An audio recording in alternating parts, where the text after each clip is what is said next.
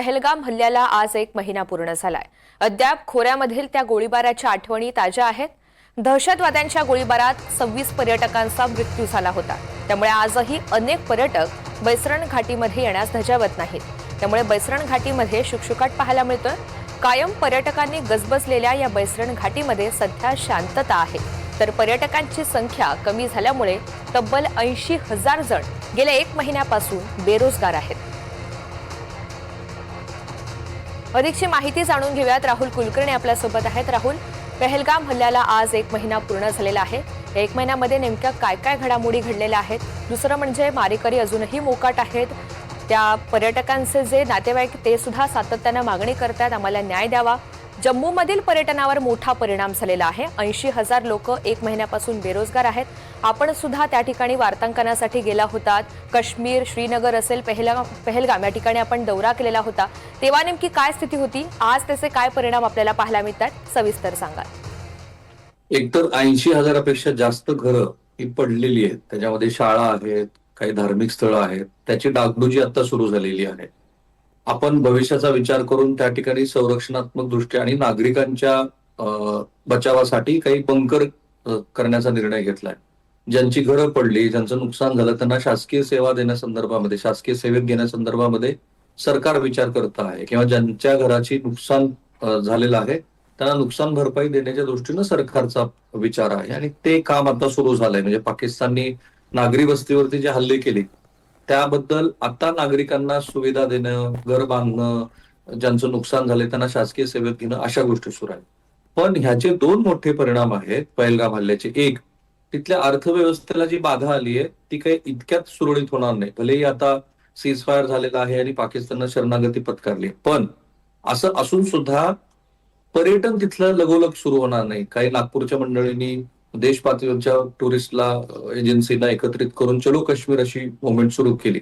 एकतर आता आपल्याकडे देशभरामध्ये सुद्धा प्रवेश प्रक्रिया वगैरे हा सगळा भाग सुरू आहे। आत्ताच निकाल लागलेले आहेत। त्यामुळं ह्या वर्षीचा पर्यटनाचा जो त्यांचा सीझन होता तो तर संपला। तिथे जवळपास एक अंदाजच आपण बांधू शकतो की गेल्या वर्षी 2.5 कोटी नागरिक पर्यटक तिथे गेले होते। तर आता ते तर ह्या वर्षी गेले नाही, ते 1-2% सुद्धा तिथे गेलेले नाही। त्यामुळे ह्या वर्षी काश्मीरला, खास करून काश्मीर खोऱ्यामध्ये ह्याचा मोठा फटका त्यांना बसला। कारण आणखी अमरनाथ यात्रा आहे ती मुख्यत्वे जम्मू आणि काश्मीरमधून जाते, पण त्यातलं पर्यटन वाढत नाही। 2, तिसरं, आता लष्करी पातळीवरती मात्र भारतानं ह्या सगळ्या संघर्षातनं बऱ्याच गोष्टी शिकल्या असतील आणि पाकिस्तानला शिकवल्या असतील। पाकिस्तानला हे शिकवलं आपण की आता तुम्ही अशा पद्धतीनं दहशतवादी हल्ला केला तर आम्ही शांत बसणार नाही आणि त्याला जशास तसं प्रत्युत्तर देऊ। आता काश्मीर खोऱ्यातल्या लोकांच्या मनामध्ये हीच गोष्ट असणार आहे की महिनाभरानंतर पहलगाम हल्ल्याने काय दाखवून दिलं, तर एस्केलेटरी लॅडर जे आहे, म्हणजे 2 देशातल्या संघर्षाची जी पातळी आहे ती आता वरच्या पातळीवरती गेलेली आहे। इथून पुढे होईल तर काय होईल, तर 2 देशामध्ये अधिकचा संघर्ष होईल आणि त्या संघर्षामध्ये सीमावर्ती भागामध्ये राहणाऱ्या लोकांना अशा पद्धतीच्या संघर्षाला तयार राहावं लागेल। ती मानसिकदृष्ट्या त्यांची आधीच तयारी झालेली होती, कारण 3 दशकं त्यांनी तो संघर्ष बघितलाय। पण आता जम्मूच्या आंतरराष्ट्रीय सीमा आणि LOCच्या भागातल्या लोकांना ह्या महिनाभरानंतर काय शिकायला मिळालं असेल, तर कुठल्याही क्षणाला दोन्ही देशातला संघर्ष वाढू शकतो आणि तो संघर्ष वाढल्यानंतर आपल्याला अशा पद्धतीच्या त्रासाला किंवा अशा पद्धतीच्या पाकिस्तानकडनं होणाऱ्या हल्ल्याला सामोरे जावं लागू शकतं। भारतातल्या नागरिकांनी हे पण लक्षात घेतलं असेल की धार्मिक ध्रुवीकरण करण्याचा प्रयत्न त्या महिनाभरामध्ये पाकिस्तानने जो केला तो आता आपल्याला हाणून पाडला पाहिजे। आणि आपण बघतो आहोत की त्यांच्या जासूसीचं, त्यांच्या गुप्तहेराचं जे भारतीय नागरिकांच्या मदतीनं त्यांनी जाळं विणलं होतं, ते जाळं सुद्धा किती गडद आहे की ज्या जाळ्यातनं खूप सारे लोक पाकिस्तानला मदत करत होते। पहलगाम अतिरेकी हल्ल्याला आज जो महिना पूर्ण झालाय, यात ह्याच 4-5 महत्वाच्या गोष्टी आहेत की ज्या भारताच्या आगामी वाटचालीच्या दृष्टीनं महत्वाच्या आहेत आणि परिणामकारक आहेत।